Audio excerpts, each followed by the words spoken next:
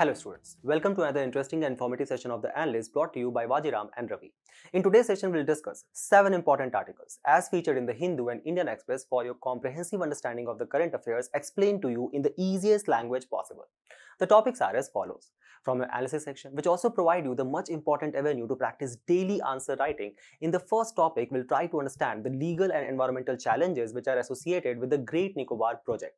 Then in the second topic, we'll try to assess the challenges which lies ahead of India's economy to achieve the idea of Atmanirbharta.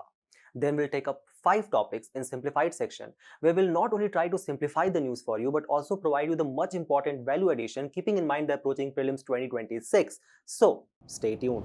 The lead editorial today highlights the legal and environmental challenges associated with the Great Nicobar project and argues for following the global best practices to actually adopt the concept of nature's legal rights, which forms an important component of your GS3 paper under the larger theme of environment conservation and preservation. So, from an ecological point of view, the Andaman and Nicobar Islands can be easily rated as the world's major biological diversity hotspot, where they act as global carbon reservoir and climate regulator.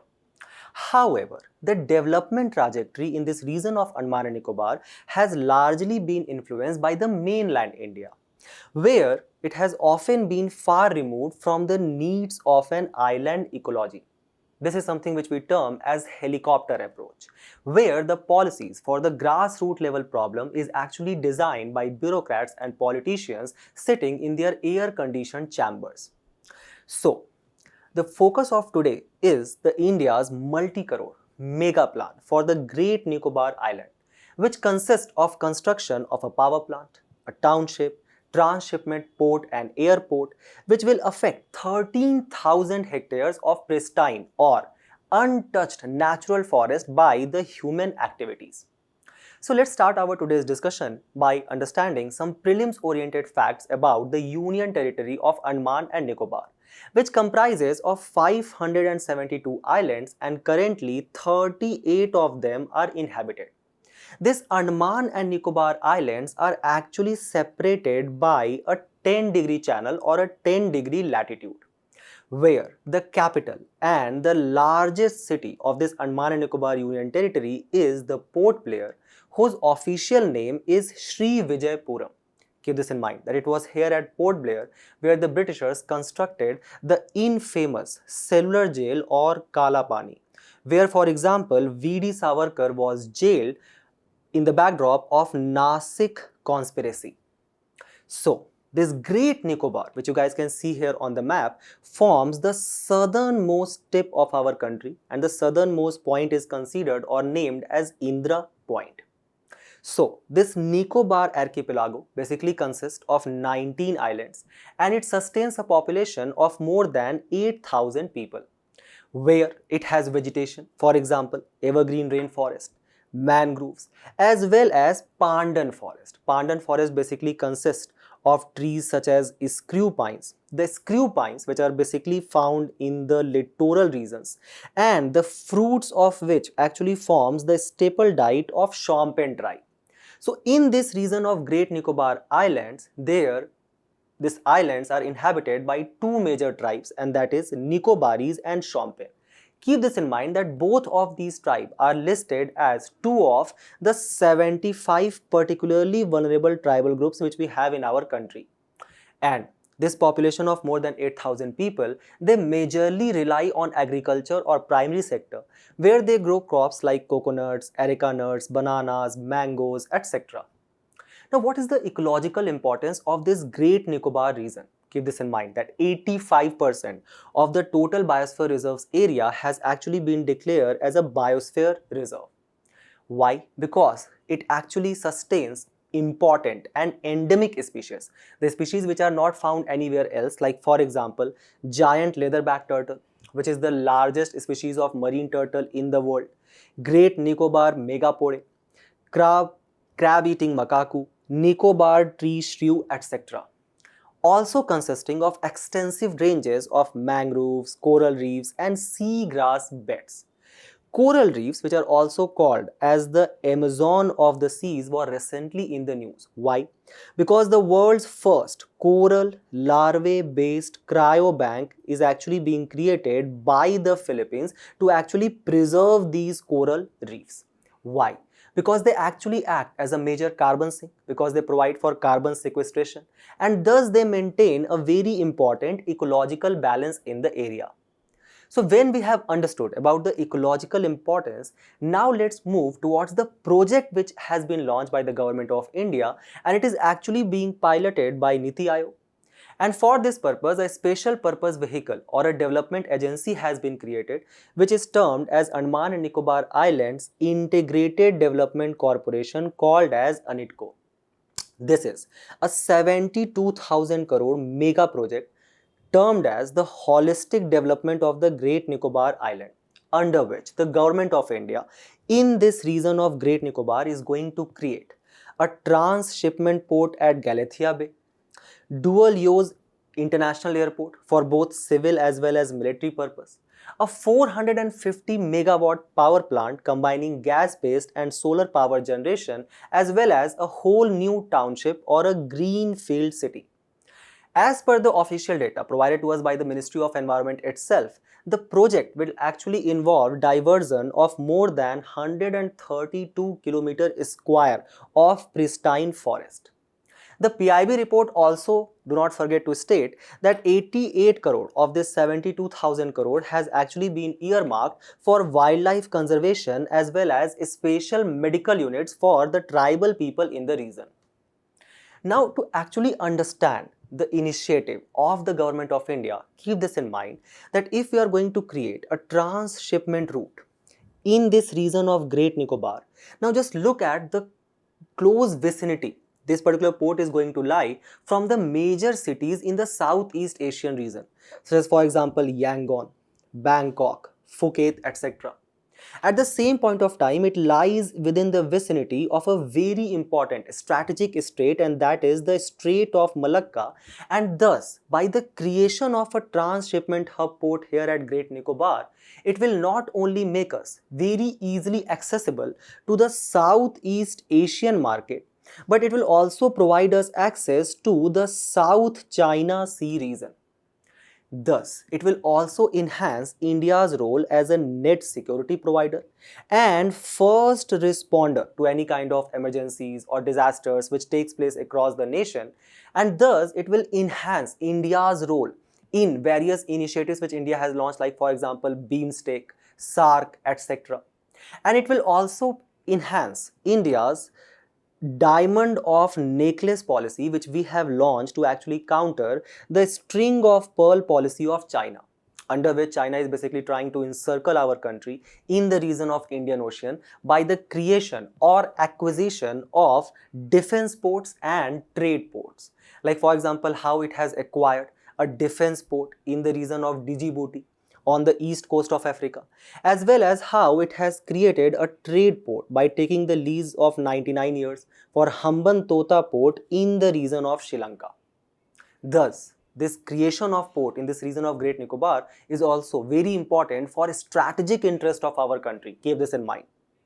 But there was a very prominent article which was written by a very important member of the opposition, and that is Sonia Gandhi in the Hindu, where she states that how this project poses an existential danger to the island's indigenous tribal communities, because the project also involves various ecological concerns, such as for example, the first is the large scale influx of dekus or foreigners and tourists on the island. So for example, when you guys are reading about the tribal revolts, such as for example the Santhal Hul of 1855 led by Sidhu and Kanhu brothers, or you are reading about the Munda Ulugulan, also asked in your UPSC prelims examination once, which was led by Birsa Munda in the year of 1899. One of the common issues among these tribal revolt was actually the influx of foreigners, the people who were not aboriginals, to the tribal land, and that basically led to the kind of destruction of the natural ecosystem of the tribal region, as well as it also violated the indigenous right of the communities living in these tribal areas. And this is also a shared apprehension with this project as well, because the expert says that how it will lead to the disruption of ecology, because the project requires the cutting of trees on an estimated 15% of the island lands, or more than 8.5 lakh trees will be actually felled to clear the forest region for almost 130 kilometer square. Now, the government is saying that no problem, we have got a new provision under the Forest Conservation Act of 2023, and that is accredited compensatory afforestation. Sonia Gandhi in her article basically argues that there lies issue with this concept of accredited compensatory afforestation in Forest Conservation Act as well. So let's try to understand what is this accredited compensatory afforestation. Let's say, for example, if there is a particular union territory, and that is Andaman and Nicobar in this particular case, Great Nicobar, where an agency is actually creating a project, ANITCO in this particular case, and it is clearing 130 kilometer square of forest. Then under this concept of accredited compensatory afforestation, this particular company ANITCO is required to either purchase a forested land or do afforestation, and it can do that even in some different state. So for example, for this project, the government has actually allotted land to ANITCO for afforestation in the state of Haryana. Till here everything seems fine on the paper. But Sonia Gandhi argues that first and foremost, when you are going to do afforestation in Haryana, you will only be able to generate subtropical deciduous forest. How they will actually compensate for the evergreen forest of Nicobar, as we were discussing till now. So Sonia Gandhi is like, koi sense hai is baat ki? Second issue which she highlights is that out of this allotted land, almost 15% of land has already been auctioned off for mining purposes. Thus, such diversion of evergreen forest land will actually threaten one of the world's most unique flora and fauna ecosystem, which is already highly susceptible to natural disasters. In this context, keep this in mind that when tsunami of 2004 actually hit the islands of Andaman and Nicobar, it actually led to the subsidence of more than 15 feet of land under the water.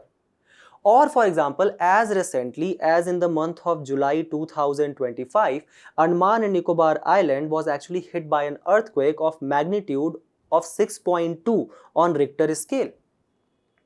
At the same point of time, it is also going to significantly alter the natural ecosystem of the island, where first and foremost it will lead to the soil erosion. So for example, when we are cutting down these trees in the region of Andaman and Nicobar, the dense roots of these trees actually hold the topsoil with the bedrock. With the removal of these trees, the kind of the denudation of the land and the soil will take place, the degradation of them, and that will lead to the loss of fertile lands, which will also kind of significantly impact the farmers which we are discussing about. Second, it will lead to the disruption of water cycle. You may ask how. So when we are talking about these trees, keep this in mind that these roots of these trees take up the underground water which exists here through the process of xylem and phylum, and it ultimately reaches to the leaves of the tree, from where evapotranspiration takes place and the water returns for the process of condensation and ultimately the precipitation. Now when the trees are absent, this underground water will lie dormant, and thus the whole water cycle will get disrupted as well. Obviously, the trees actually kind of contribute in the carbon sequestration. In the absence of it, the carbon emission will significantly increase. Don't you think that will end up compromising our Glasgow targets altogether, where we are basically saying that we will create an additional carbon sink of 2.5 billion ton? Then it is going to significantly harm the marine habitats as well as the narrow ecological niches which exist in the region of Great Nicobar.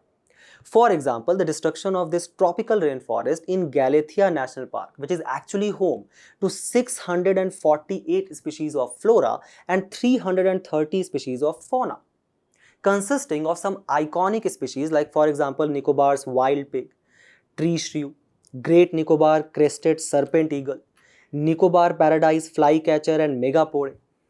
It will also pose a significant threat to the Shompen tribe, where the proposed project areas will have kind of important foraging grounds for the hunter-gatherer nomadic community.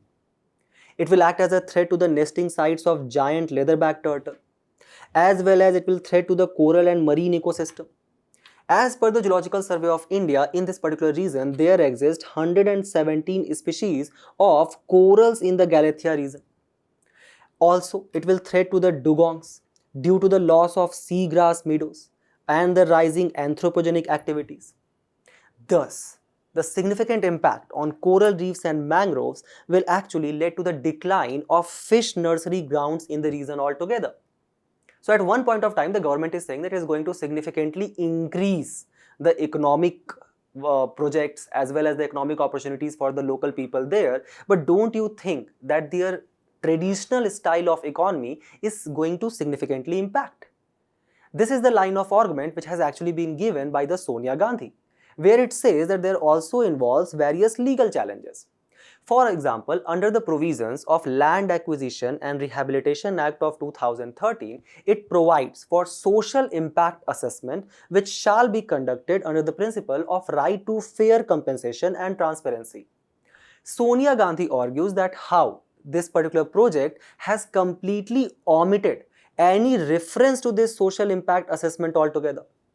Then, under the Forest Right Acts 2006, it actually kind of preserves the rights of the people who are living in a particular community or area for at least 75 years or 3 generations.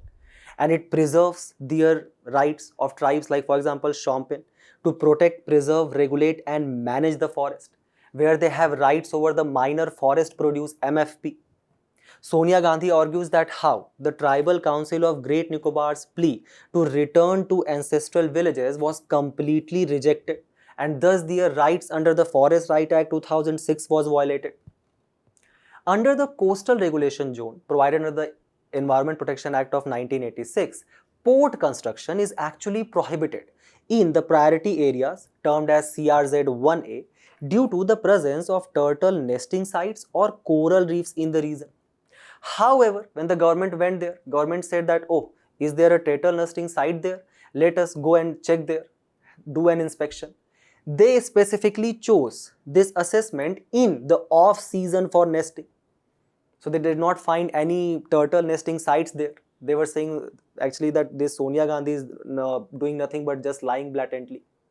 Then there is also challenges which lies with transparency and judicial oversight.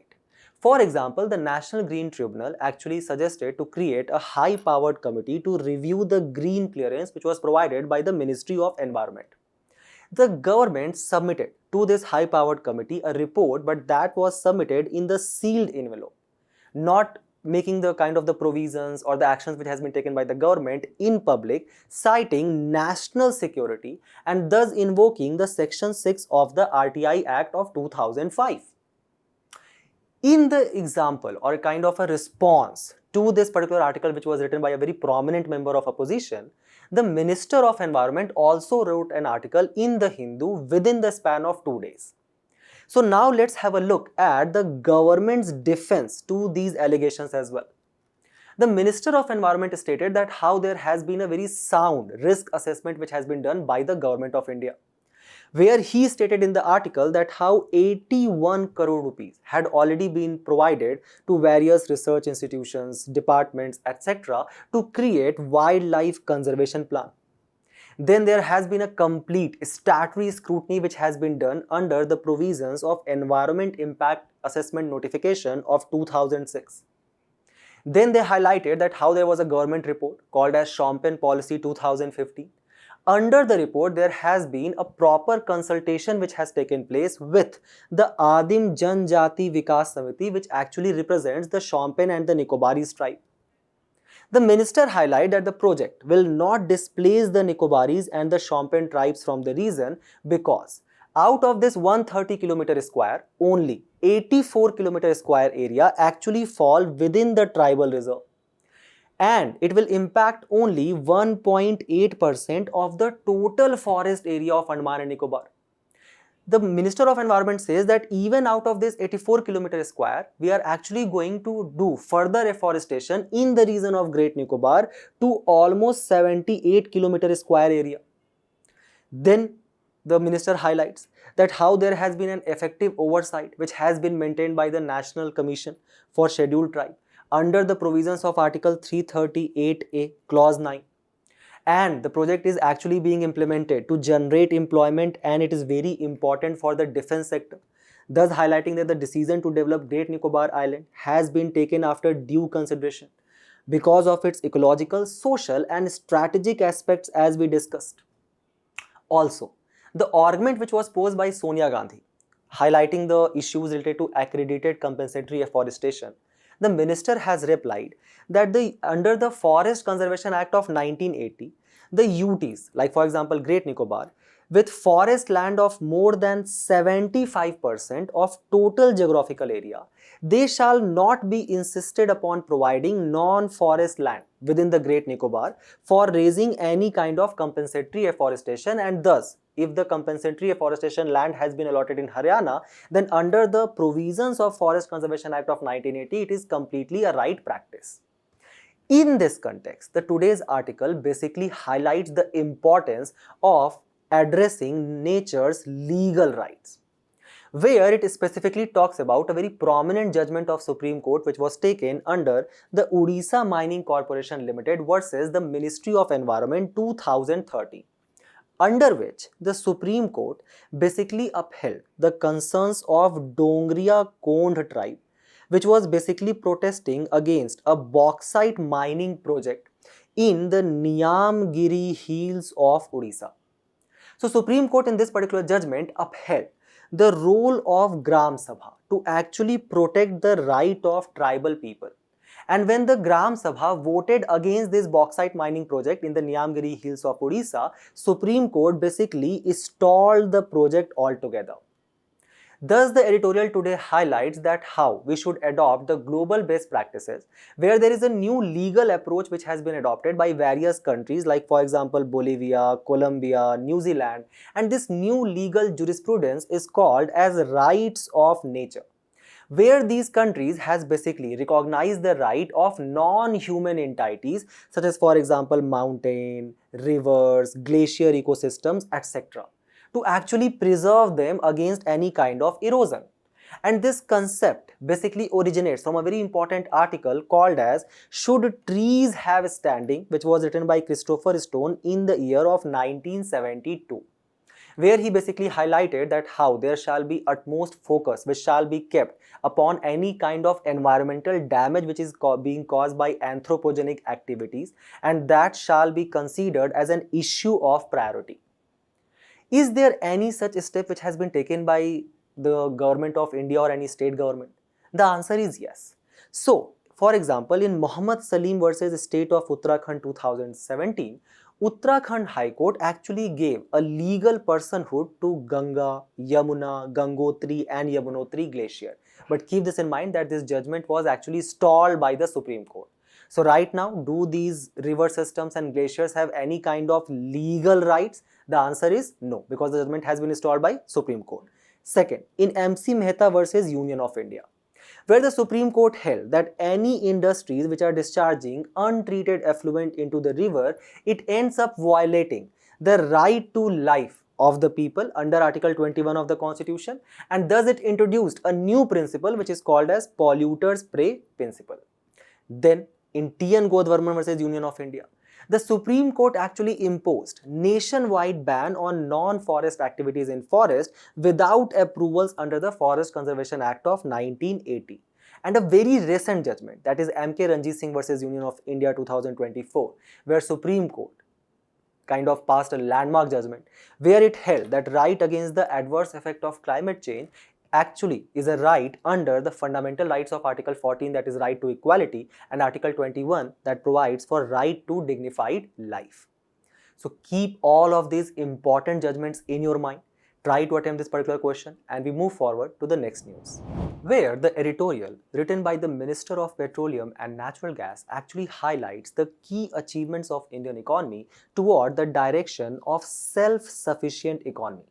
But if you students are regular watcher of Analyst, you guys know that there lies several roadblocks and challenges to the idea of Atmanirbharta, and that forms an important component of your GS3 paper under the larger theme of issues related to Indian economy.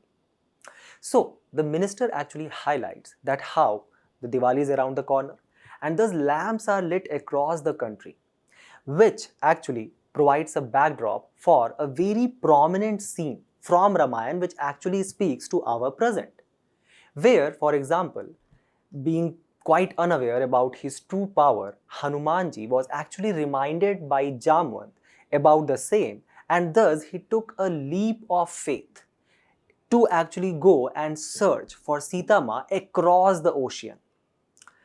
The minister says that how this was the same kind of reminder which was actually provided by our Honorable Prime Minister when he put impetus upon the production and consumption of Swadeshi products. And this reminder has been given to the Indian economy to actually kind of explore its true potential.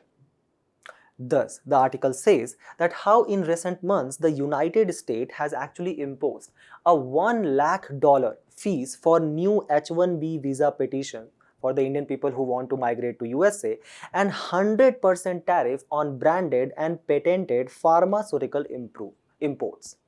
These moves were actually first framed as a kind of a job protection, but they underscore a deeper trend, and that is a return of protectionism and demographic anxiety in the developed world. To this, the India's answer has been to strengthen three pillars, and that is scale, skill and self-reliance, which no tariff can touch. So, what are the reasons behind such enthusiasm? The minister says that how the data speaks for itself.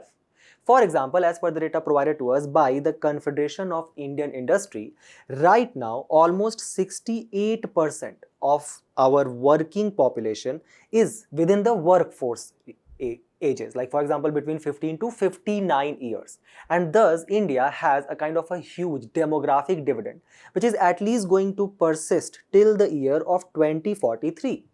So for example, as per the CII, in the next 25 years, India is actually going to further add 133 million people in the working age population. And the government is actually harnessing this youth energy through various initiatives of skilling, education, enterprise, which is actually make our country kind of engine for the world economic growth as well. So for example, as per the World Bank data, India actually ended up contributing 16% of the world's growth last year.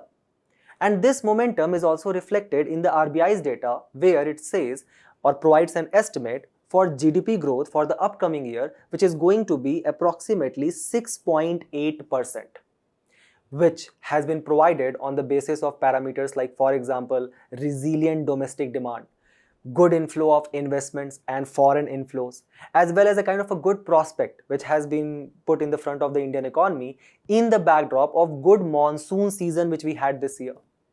That is also reflected in the increasing GST collection by the government, 9 consecutive months above 1.8 lakh crore rupees.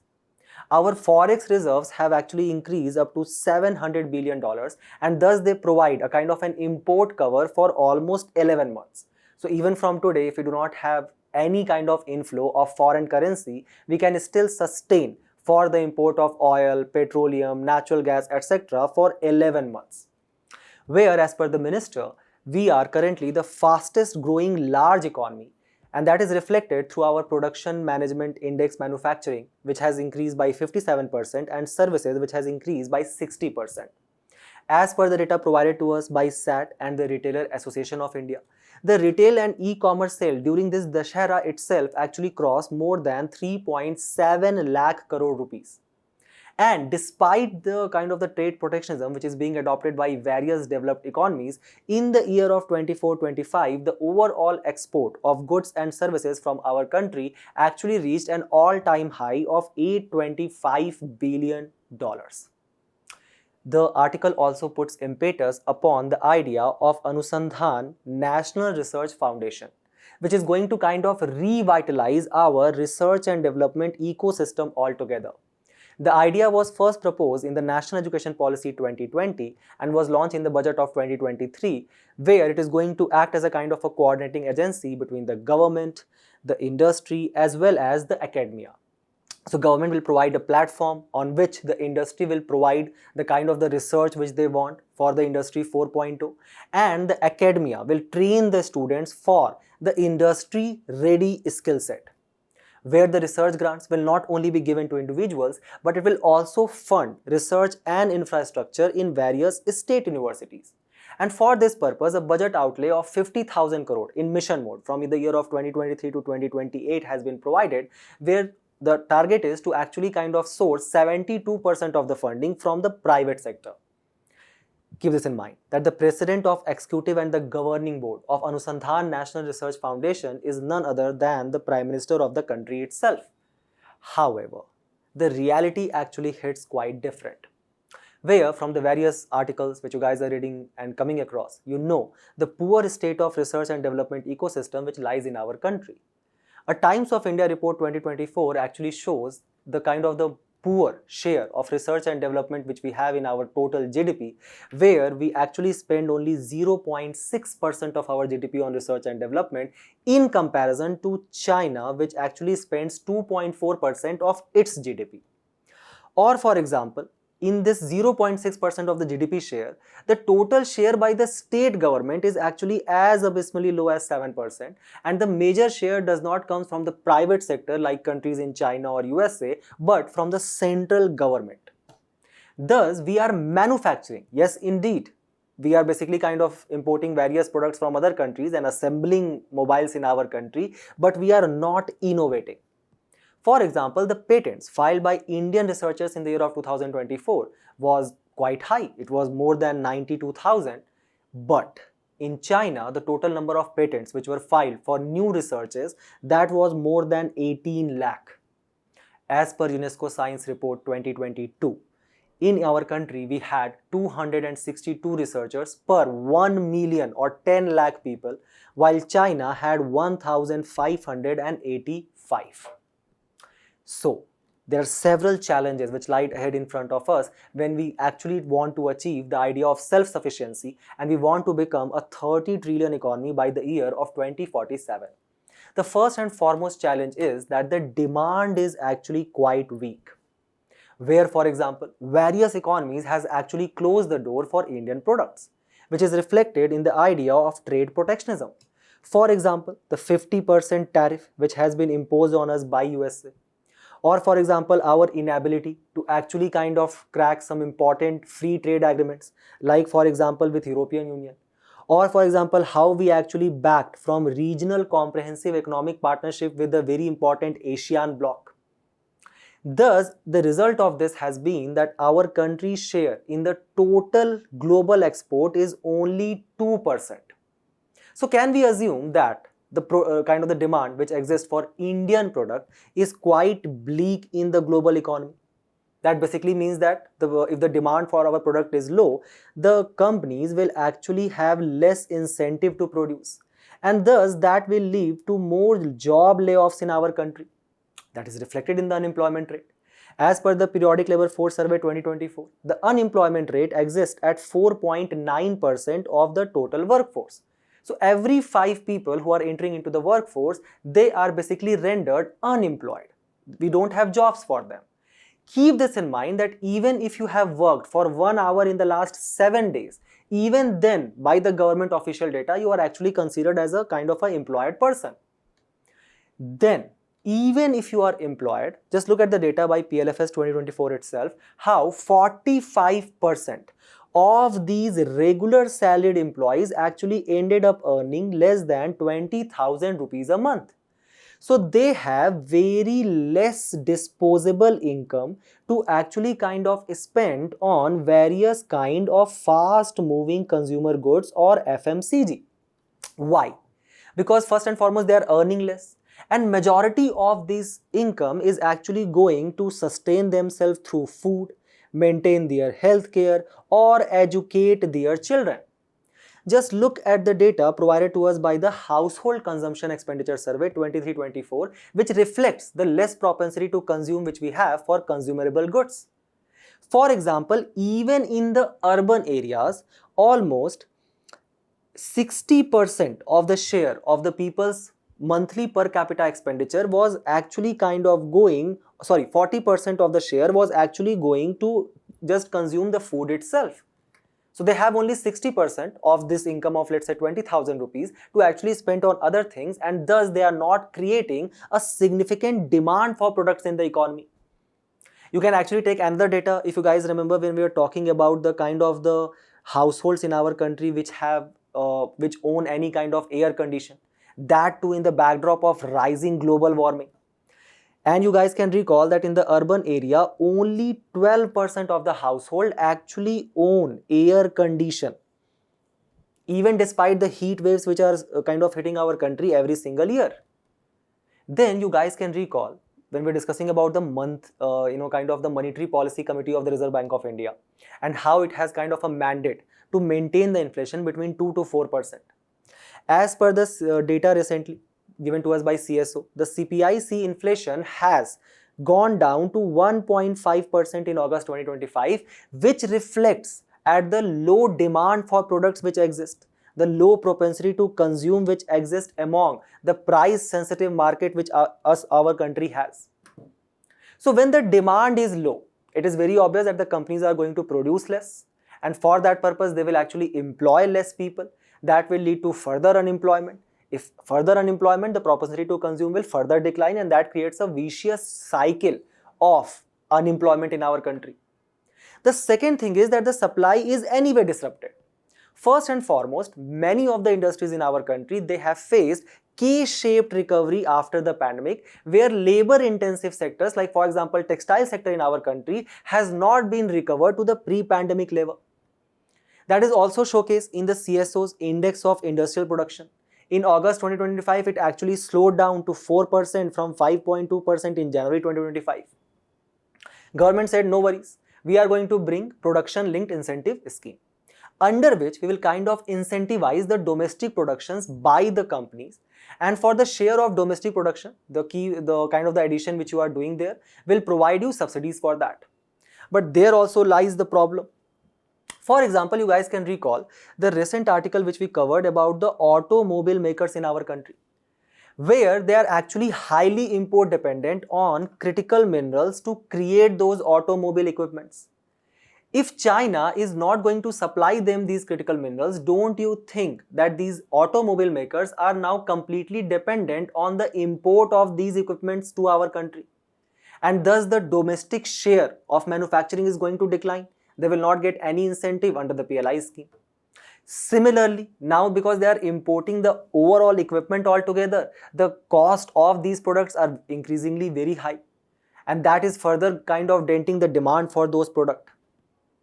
Then let's say, assume yourself as a company, you said, no worries, I am going to bank, I am going to take a loan, and I am going to pay for the critical minerals, and I will do domestic manufacturing. Whatever the payment I have done for the critical minerals, the government is going to provide me incentive under the PLI scheme. The plan seems foolproof, but there lies a problem. The problem is that when you go to the bank is saying, I'm sorry, we don't have money. Why? Because they are saying that now the people are not kind of keeping their investments, their savings with the bank for long term in the form of kind of the fixed deposit, FDs. Rather, they are actually looking for short term returns, and thus they are investing in stock market directly. Now you guys may argue that, sir, anyway the money is going to the companies itself, even if you are investing in the stock. The answer is yes. But just when you are getting 2% of the profit, you want to have a cup of tea, you are withdrawing that money, and it is easily accessible to you as well. Thus the bank does not have money to actually create capital for a long term, and that is the issue. The gross fixed capital formation which is taking place in our country right now is actually because of the high government's capital expenditure. But that is unsustainable. Why? Because of the rising fiscal deficit of the government. In the budget 2025, the government provided for the capital expenditure 11 lakh crore rupees. At the same point of time, set a target for itself, a fiscal gliding path, where it said that by the year of 2026, we will reduce our fiscal deficit to 4.6%. So the government cannot keep on increasing the capital expenditure at one place and at the same point of time target to kind of reduce its fiscal deficit. Then the Forbes says that it is not actually easy to do the business in India altogether, even if the foreign companies want to come and establish their manufacturing units. Why? Because of the issues of red tapeism, impetus on green models, corporate social responsibility spendings which you are required to do, the strings of labor laws and hefty tariffs. To understand this red tapeism, just look at the chronology of this project. A project which was actually envisaged in 2011 to actually create a road highway. In 2015, the project was approved and given to a company, that is L&T. Now L&T want to create this project, and by the creation of it, it will also kind of lead to various employments in our country. 2015 to 2023, the work were delays due to the land acquisition and the forest clearances. Then there was a public welfare department probe. Land acquisition was finally completed in 2024, that is 10 years later, a decade later. Another corruption probe has now been launched by the Chief Minister of Delhi. This is the issue of red tapeism.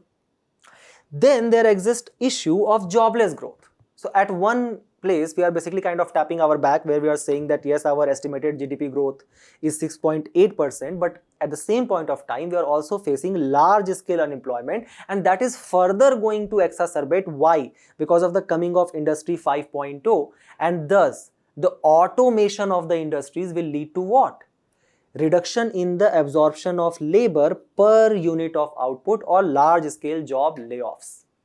Thus, are we ready for Industry 5.0? The answer is no. Why? Because of the lack of a skilled workforce. As per the India Skill Report of 2025, 54% of the graduates in our country are only employable. 46% of them do not even have the skill.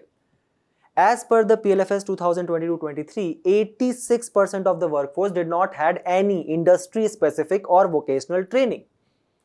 The digital divide which persists in our country, as per Niti Aayog, 60 to 70% skill gap exists in machine learning engineers, data scientists, which are required for Industry 5.0.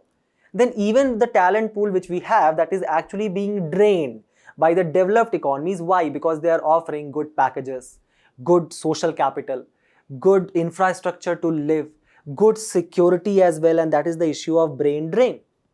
Thus, in our country, there exists a low industry to academia interface. And at the same point of time, in this particular sector, we are also facing furious competition from the other growing economies. For which purpose? Take up a data which has been provided to us by the World Integrated Trade Solution data, published by the Global Trade Research Institute.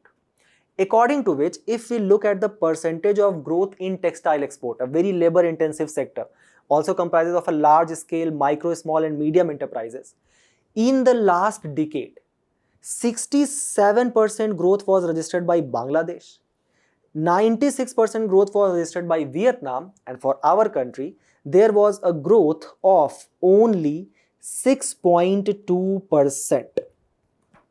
And that is a major challenge, because these companies, these other countries are actually providing labor intensive, low cost manufacturing, which is actually hindering our market. So what government has done?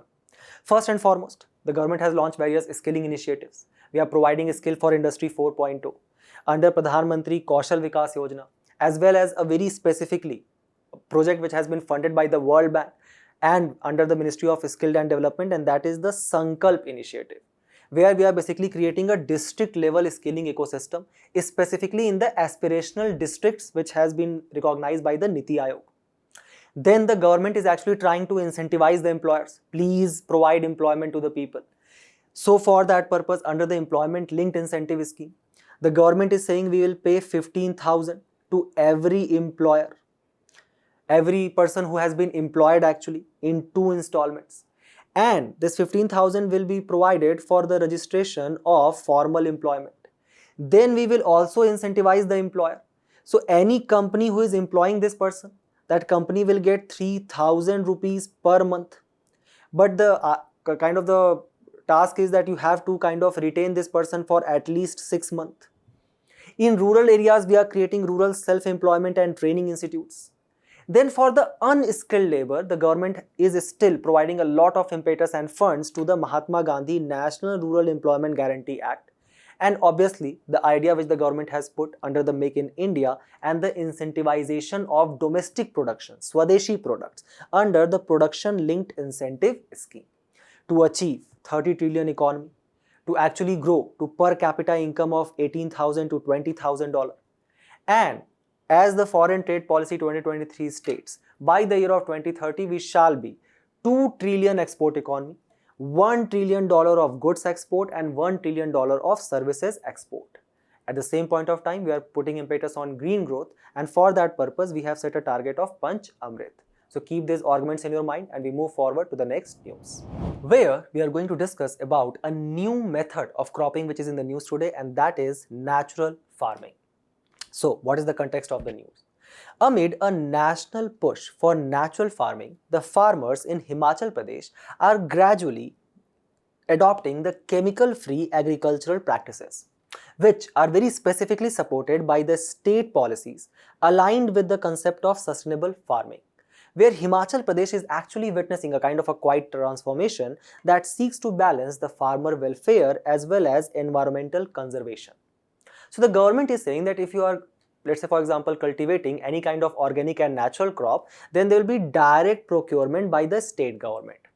And the news article today actually gives us a case study of Sunil Kumar, who got a payment of 2.25 lakh crore for 25 quintal of turmeric directly by the government, which procured at 90 rupees per kg, and thus it is highly profitable for such small scale farmers.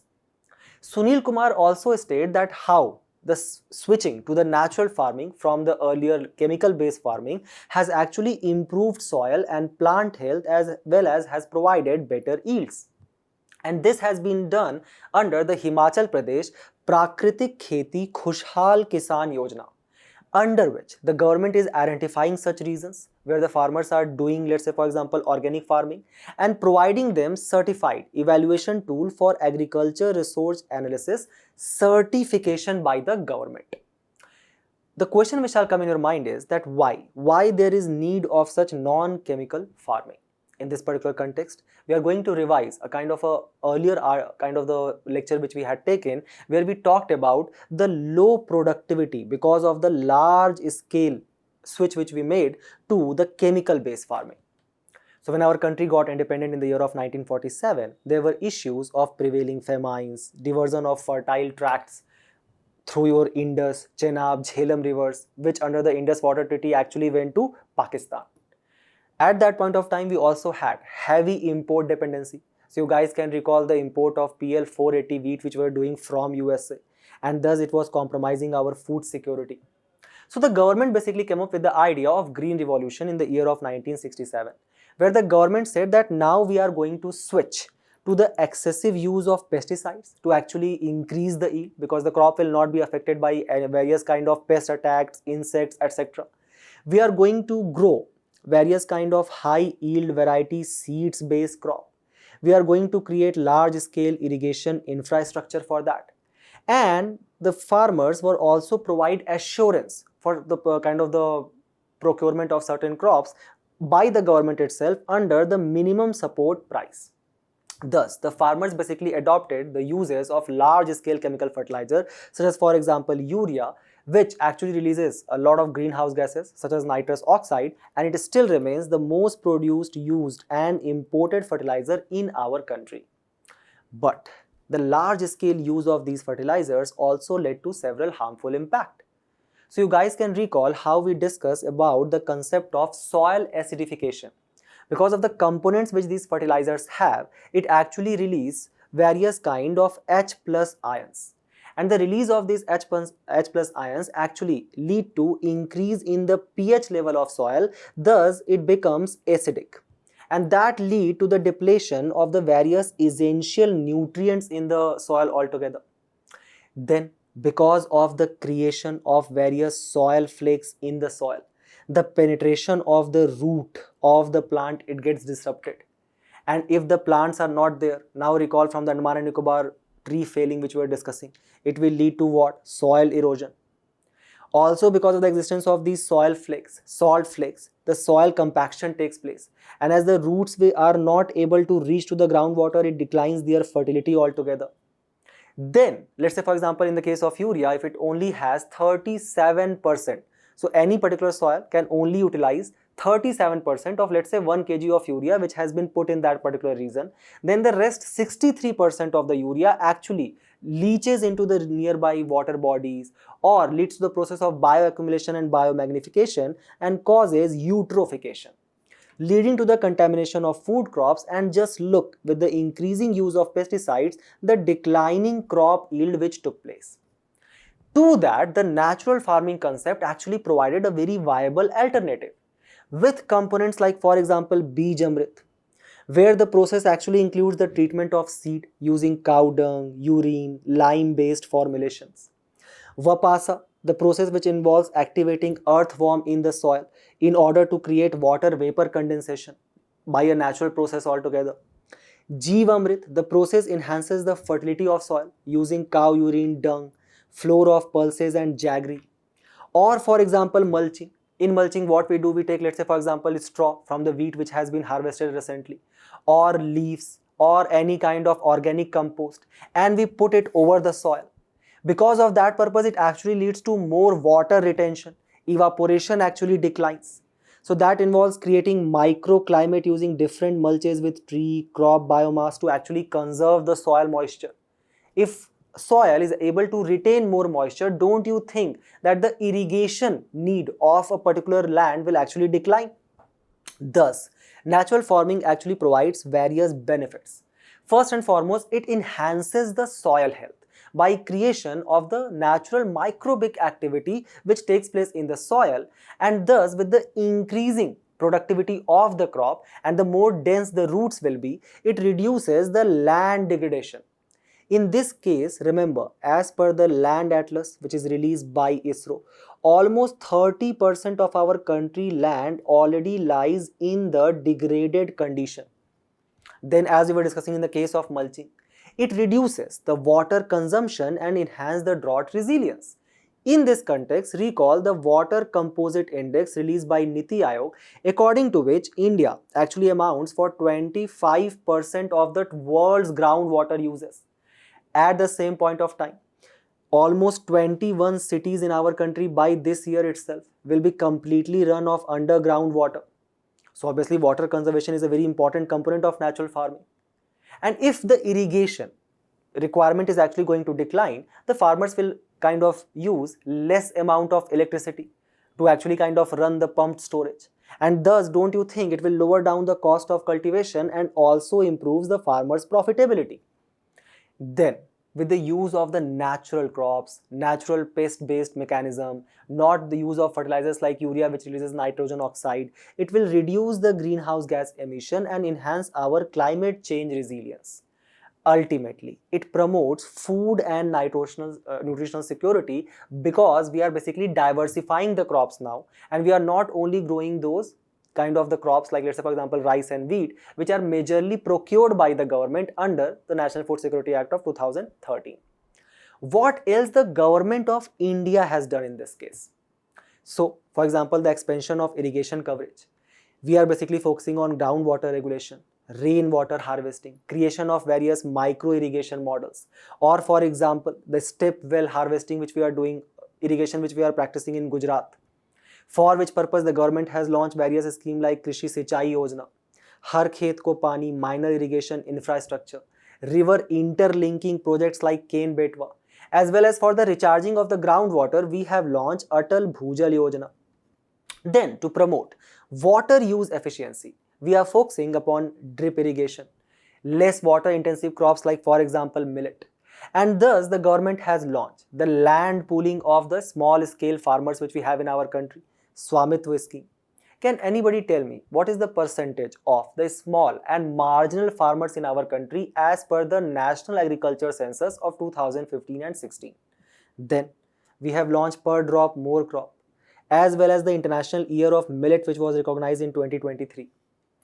specifically focus upon soil health fixation, where for diversification of crops and impetus on animal husbandry, the government has launched, following the Himachal Pradesh model as well, Paramparagat Krishi Vikas Yojana, as well as crop diversification program and national livestock mission. Then, for the use of technology to aid farmers, we have come up with the innovative ideas like Pusa Ahilya, which is a wheat that can beat the heat developed by the Indian Council of Agriculture Research. Then to promote such scientific crops among the farmers, there are Krishi Vigyan Kendras which are being created. They are being provided about the kind of the early warning systems about the climate, about the, let's say, monsoon under Mausamgram by IMD. Then, because they have small land holding, the government has come up with central sector schemes like formation and promotion of farmer producer organization or the Kerala's Kudumshri model.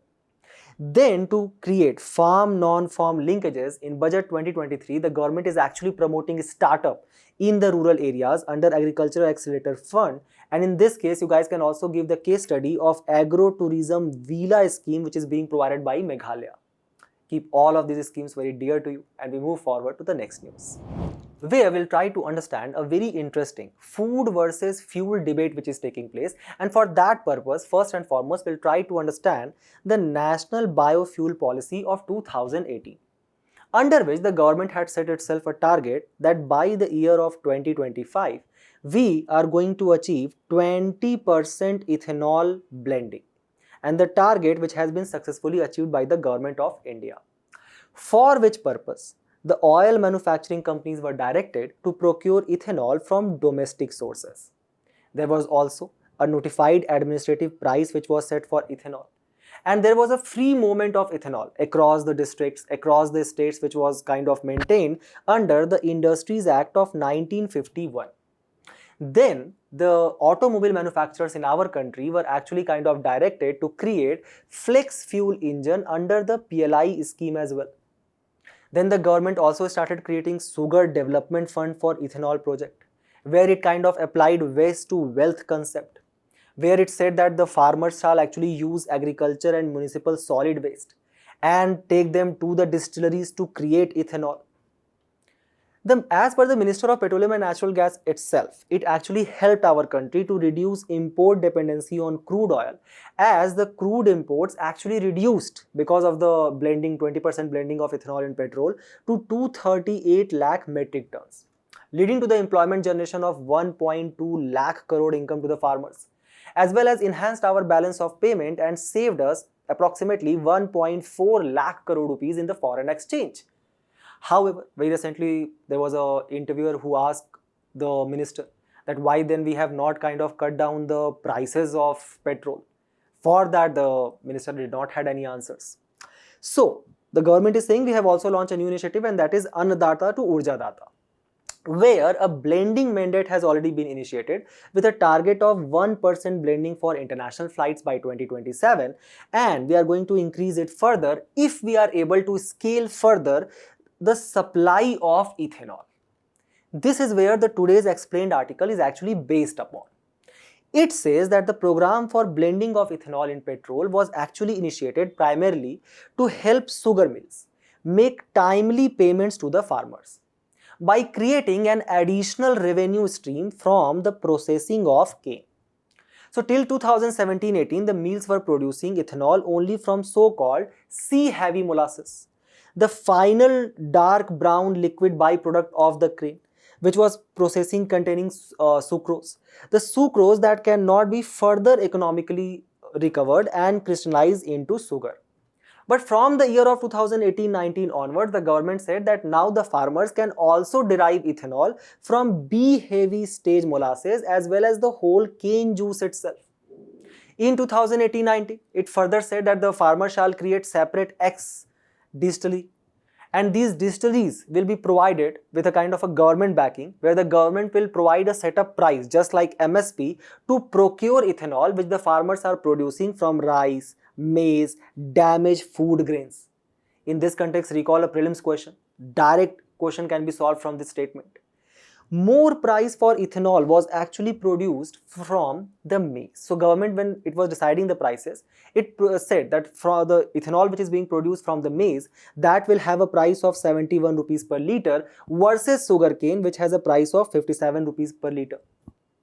Thus, if it becomes so profitable, if the government is procuring ethanol which is being produced from the maize, don't you think that the green belt area, the green revolution belt area, Punjab, Haryana, Western UP, Andhra Pradesh, they started basically creating various such distilleries in the green revolution belt. And they also started procuring damaged grain sourced from the Food Corporation of India under NFSA 2013 to create further ethanol. The result has been that the country's net sugar output actually plunked. So now they are not required, the farmers are not required to create sugar, to actually create ethanol from that. Why? Because the maize production is actually less water intensive.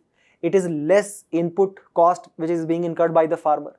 So they started creating more ethanol from this maize itself. And thus the sugar production actually declined from 359 million metric ton to 261 million metric ton. The article suggests that how this has led to a policy implication, and that is food versus fuel debate.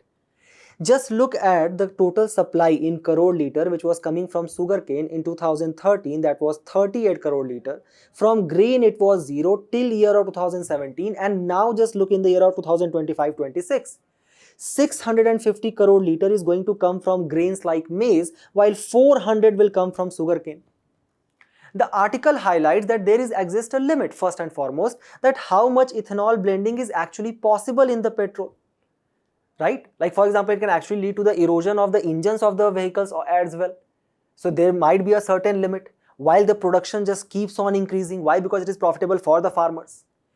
Thus, it raises questions on the investments which has been made by the farmers. Like for example, 499 distilleries for the creation of ethanol is being run in our country, and they have invested more than 40,000 crores in annual ethanol production.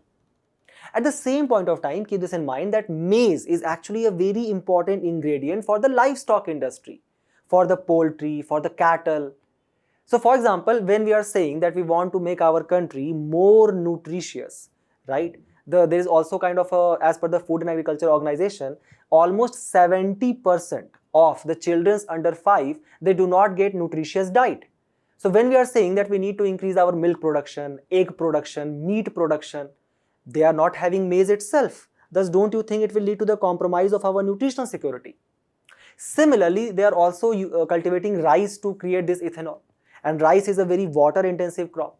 Now look at the kind of the water scarcity which we are facing in our country. As well as, don't you think it will compromise our food security under NFSA 2013? Because as per the data by the Ministry of Agriculture itself, in 23-24, 95% of procurement under NFSA 2013 was limited to wheat and rice. Thus, while we are actually kind of applauding ourselves for the ethanol blending target which has been achieved and how we are moving ahead for further ethanol blending, it can actually lead to various issues of nutritional security, food security, water scarcity as well. Keep these data in your mind. We move forward to the next news, where we are going to read very briefly about Operation Blue Star which took place. So what is the context of the news?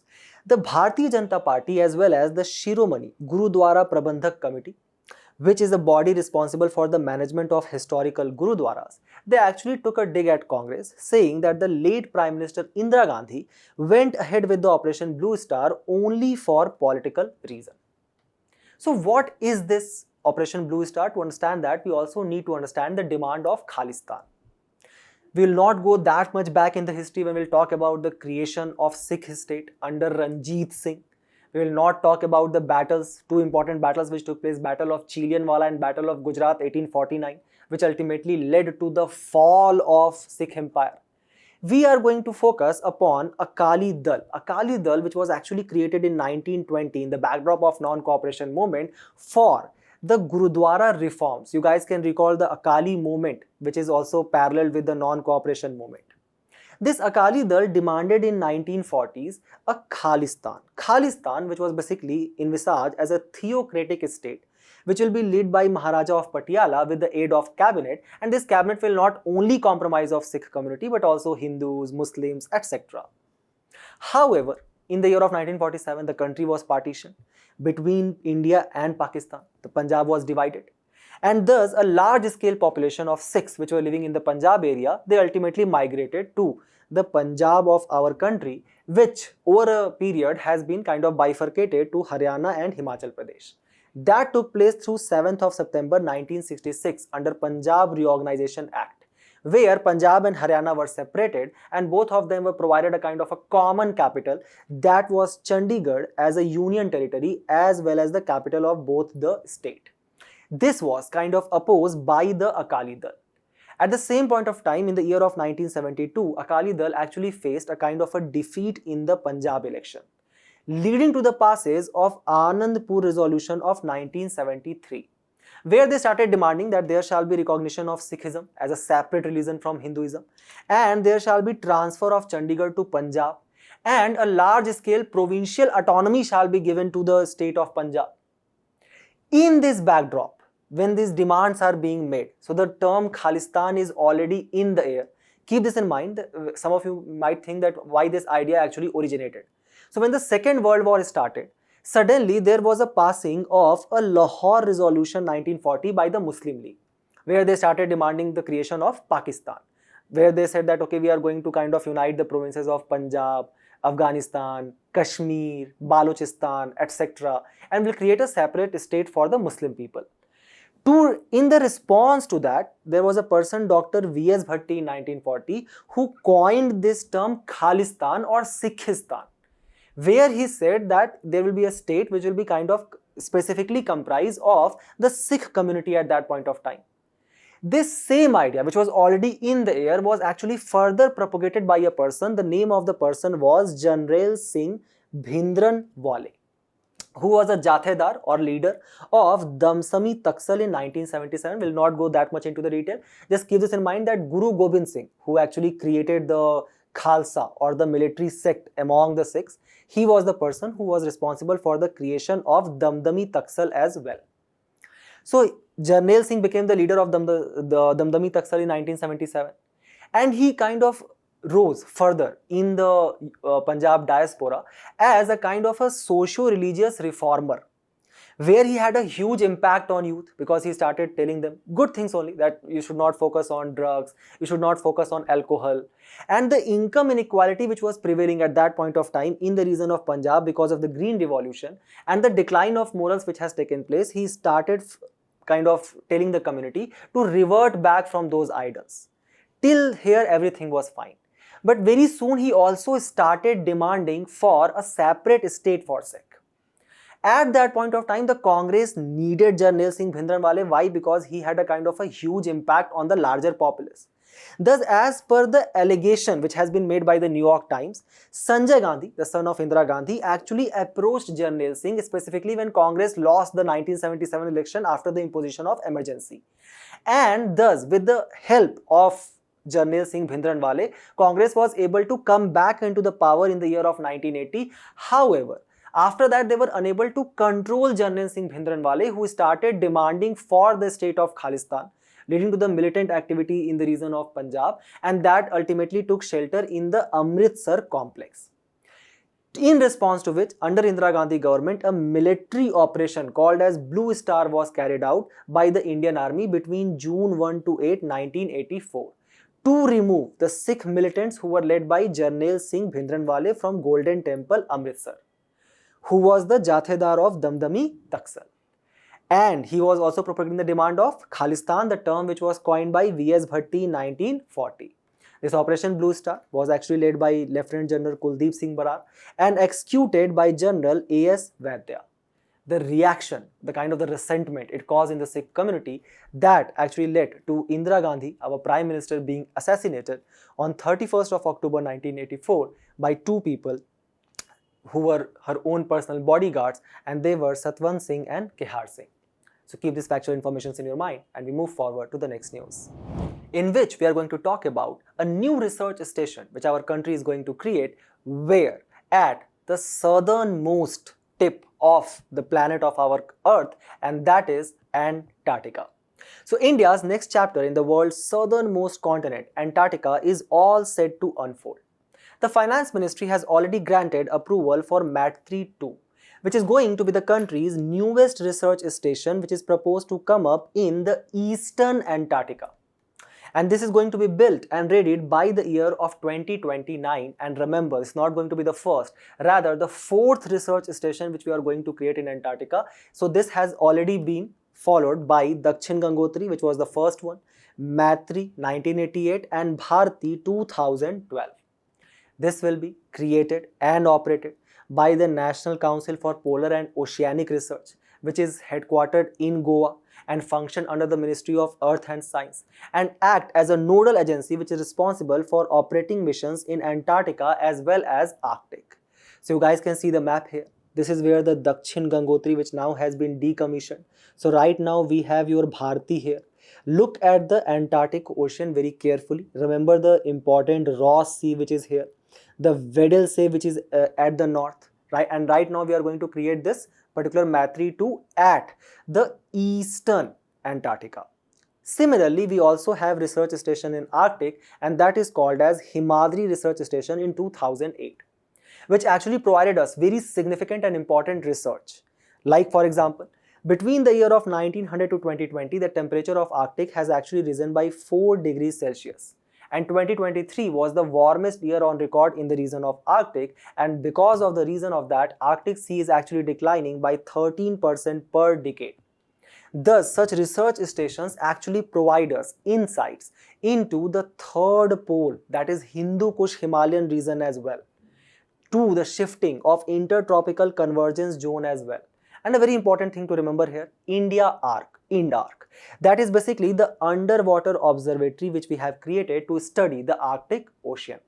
Keep these things in your mind and we move forward to the last news of the day, where a recent research of excavation has been made in the region of Tamil Nadu.